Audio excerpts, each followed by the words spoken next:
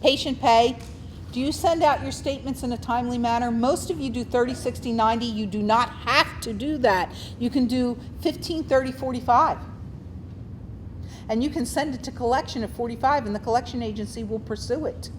They're not reporting it to a credit bureau, but they can, they've got predictive dialers and phones and things that you may not necessarily have available to you. Another recommended best practice is allow the patient 120 days before reporting it to any credit agency. That was their recommended best practice, but the credit bureaus have said, we're changing it to 180 anyway.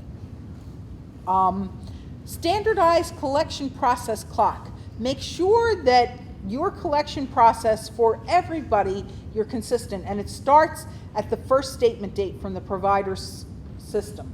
And that you have your partners. So if you work with a billing company, if you work with the collection agency, you want them to follow the same clock that you're following, that everybody's on board the same way. Do you know what a reasonable collection effort is? Go to YouTube. I did a 4-minute on what the reasonable collection effort is. Okay? You are required by Medicare to make a reasonable collection effort. That means that you have to make the same effort to collect from everybody else that you're doing for your Medicare copays. And you have to collect your Medicare copays and deductibles.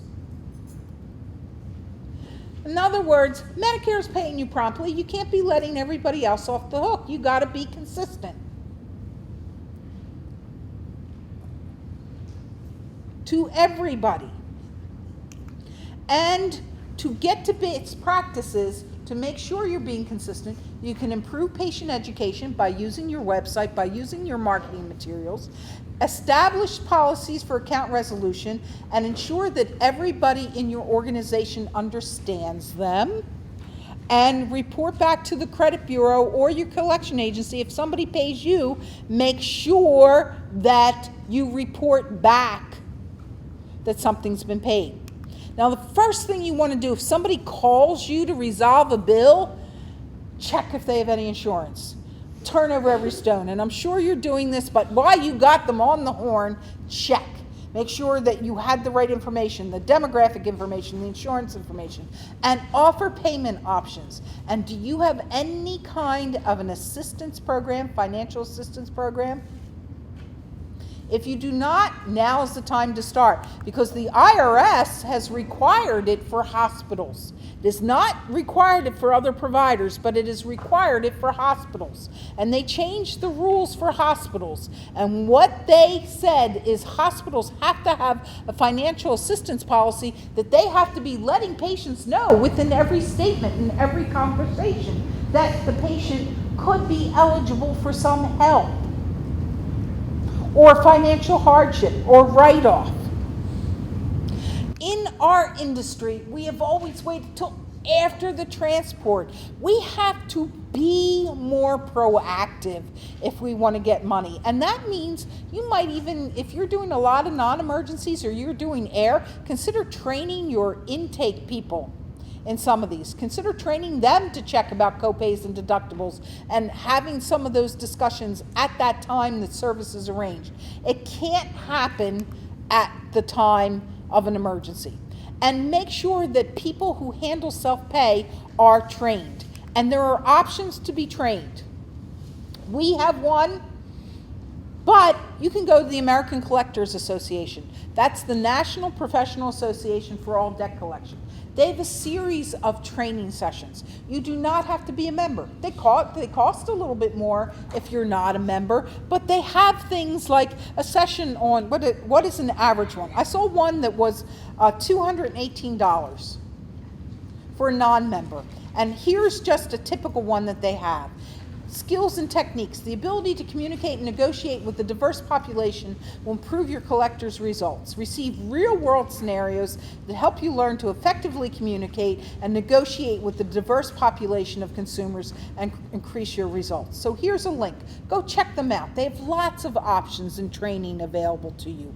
And stay closely tuned to how financial hardship will be addressed. If it's changed for hospitals, it could possibly change for us and other healthcare providers as well. And if you do not have a written policy for financial hardship, now is the time. Get yourself a good financial hardship policy, and you can use these as your guide. Every January in the Federal Register, Health and Human Services publishes the poverty guidelines. And notice it is not the members in a family, it's the number of people in a household. You do not have to have a patient give you your county might say that's what they want, or your city, and they're allowed to do that. But if you don't have anything else in writing, it does not have to be that elaborate. You could say, we need to know what your income is, we need to know how many people are in your household. Once we know that, we can decide whether we're going to discount or write off. Use the poverty guidelines as your base. It'll give you a good place to go. And it's also a safety net, a comfort place for you, because it's somebody other than you. It's the United States government who establishes these. Remember what your responsibility is as far as collecting copays and deductibles. You have a responsibility to collect copays and deductibles. Do you ever have people ask you for time payments? Okay. Patient calls. You sent them a statement, it says they owe $400, and they call you and they want time payments, and what do you say? How much can they afford? Do you say that? How much can you afford? Okay? Most people say that. They say to the patient who calls for the $400 bill, how much can you afford to pay? Now, I want time payments. Well, how much can you afford to pay? Do you know what? This has been studied. And it was the American Collectors Association who studied it. We know people can pay much more than they say they can afford to pay, sometimes twice as much as they say they can afford to pay. And the other thing we know is that most people will not maintain their payment plans. They will drop off after a couple payments. There is a better way to do this. And you're still allowing them to have payment plans. When the patient calls and they say, I want a payment plan for this $400 bill, do not say, how much can you afford to pay? Say, how long it will take you to pay. Do you know what they're going to say? I don't know. Well, actually, we do know a lot.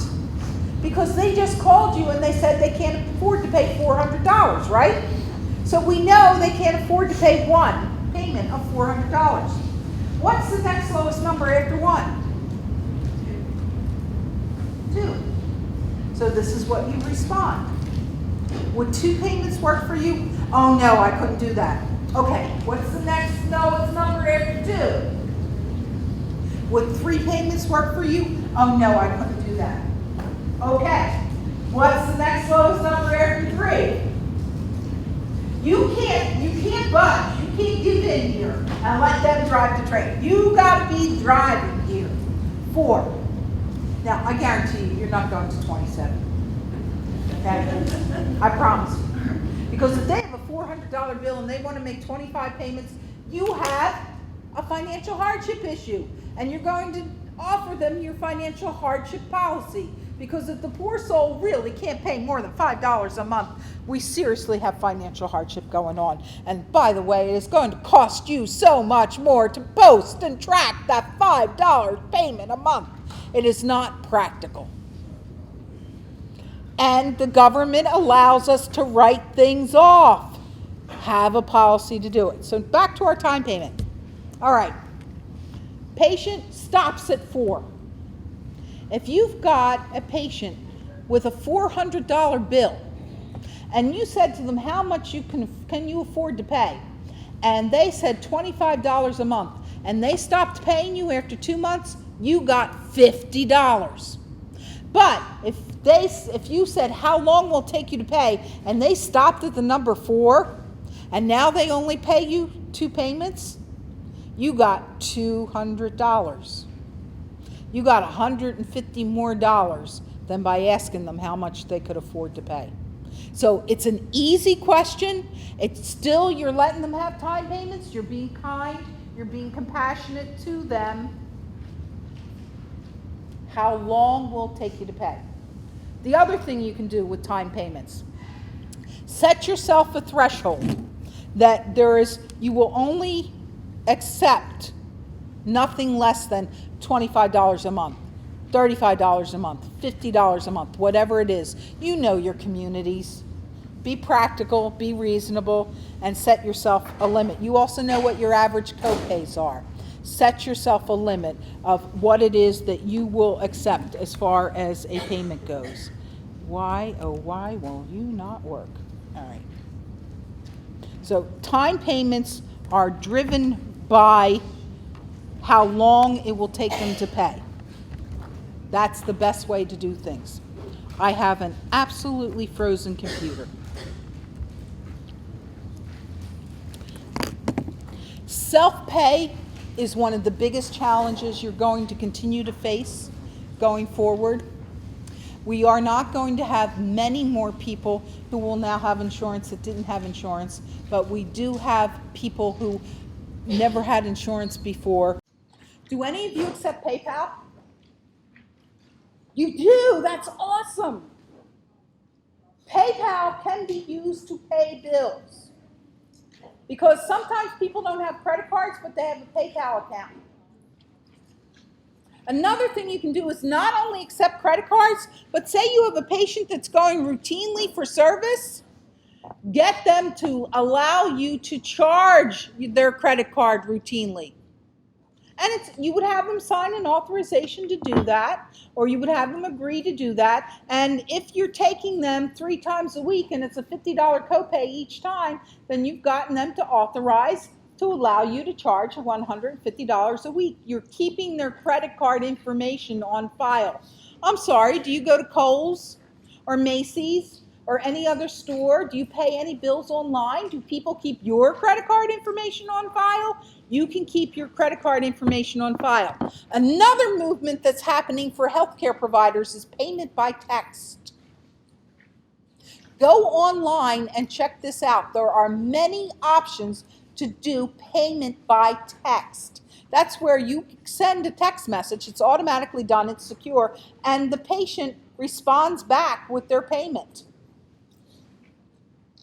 Check your bank and go online and see what options there are for payment by text. This is getting much more popular in healthcare. It's used in many other sections of consumer debt. It's payment by text, payment by PayPal, payment by credit card. Look and see your payment system and see how complicated it is if it's online. Everybody does things online. You don't want yours to be that complicated with so many layers of passwords that nobody can pay you. Might be something to look at and put in your discussion points with management. Hey, we need to make this a little smoother. And remember, the whole rest of healthcare is focused on something that we have not addressed before, and that's patient satisfaction.